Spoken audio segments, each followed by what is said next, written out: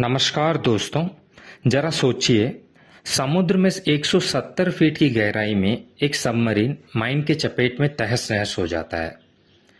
उसमें सवार 61 लोगों में से 60 लोग मर जाते हैं और एक शख्स, हाँ दोस्तों, एक शख्स 18 महीने बाद जिंदा लौटता है। आज के इस वीडियो में हम इस रोंगटे खड़े करने वाली सच्ची कहानी के बारे में जानने जा रहे हैं। सेकेंड वर्ल्ड वॉर के दौरान ब्रिटिशर्स ने मिस्र के अलेक्जेंड्रिया को HMS पर्सियस नामक पनडुब्बी को सौंपा था। इसका काम अलेक्जेंड्रिया से माल्टा आइलैंड तक जरूरी सामान पहुंचाना था। 26 नवंबर 1941 को हमेशा की तरह HMS पर्सियस माल्टा से अलेक्जेंड्रिया के लिए निकली। 10 दिन तक सब कुछ ठीक चलता रहा, लेकिन बदकिस्मती से 6 दिसंबर 1941 की रात 10 बजे HMS पर्सियस समुद्र के अंदर एक इतालवी माइन की चपेट में आ गई, जिसके बाद इसमें जोरदार धमाका हुआ और पनडुब्बी समुद्र में डूबना शुरू हो गया। उस वक्त इस पनडुब्बी में 59 स्टाफ और 2 यात्री शामिल थे, जो माल्टा से अलेक्जेंड्रिया जा रहे थे। उन 2 यात्रियों में से एक थे 31 वर्षीय जॉन केप्स, जो कि एक लौते ऐसे शख्स थे जो इस हादसे में जिंदा बच सके। जब सबमरीन में धमाका हुआ, जॉन अपने बंकर में लेटे हुए थे।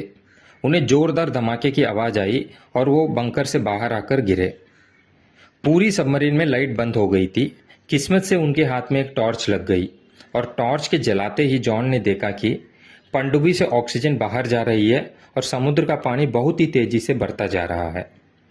जॉन ने हिम्मत बटोरा और लाशों के बीच इंजन रूम तक पहुंचे।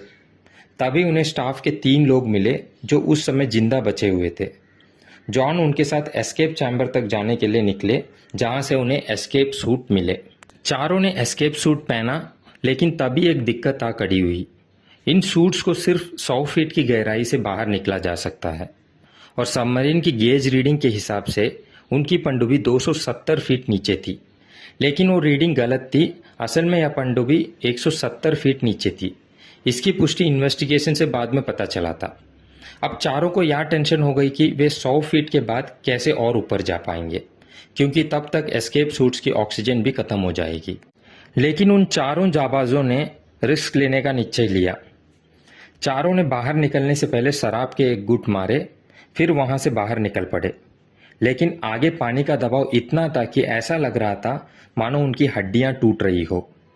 इसके बावजूद वे चारों आगे बढ़ते रहे, लेकिन धीरे धीरे वह दबाव इतना बढ़ा कि 3 लोगों के शरीर ने उनका साथ छोड़ दिया और वे डूबकर मर गए। लेकिन जॉन केप्स ने जीवन और मृत्यु के बीच लड़ते हुए सतह पर पहुंचे। सतह पर पहुंचते ही उनके शरीर में भयानक दर्द उठा और वे अपने हाथ पांव तक नहीं हिला पा रहे थे। तभी उन्हें पास ही एक पहाड़ी दिखा जो ग्रीक आइलैंड था। उन्होंने हिम्मत नहीं हारी और हाथ पांव मारते हुए 5 मील की दूरी तय किया।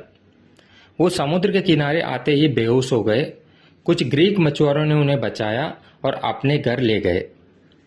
उस समय द्वितीय विश्व युद्ध के चलते उस पहाड़ी पर इतालवी सेना ने कब्जा जमा लिया था। 18 महीनों तक जॉन को मछुआरों के साथ ही छुपा रहना पड़ा।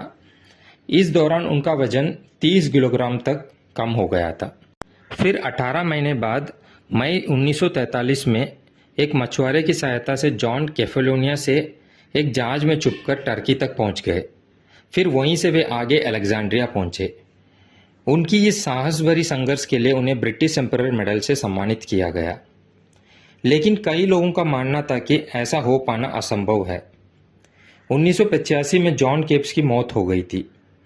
उनकी मौत के 12 साल बाद 1997 में उनकी पूरी कहानी की जांच की गई तो पता चला कि जॉन बिल्कुल सच बोल रहे थे। जो जगह उन्होंने बताई थी वहीं सबमरीन का मलबा भी मिला।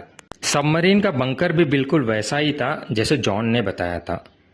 ताज्जुब की बात यह था कि वो शराब की बोतल भी मिली जिसे चारों लोगों ने सबमरीन में पिया था।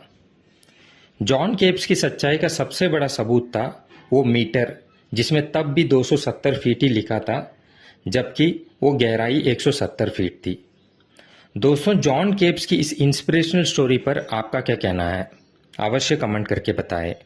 और अगर आपको हमारी ये वीडियो पसंद आए तो जरूर शेयर एंड सब्सक्राइब कर देना और ऐसे ही इन्फॉर्मेटिव वीडियोस के लिए जुड़े रहे। जय हिंद।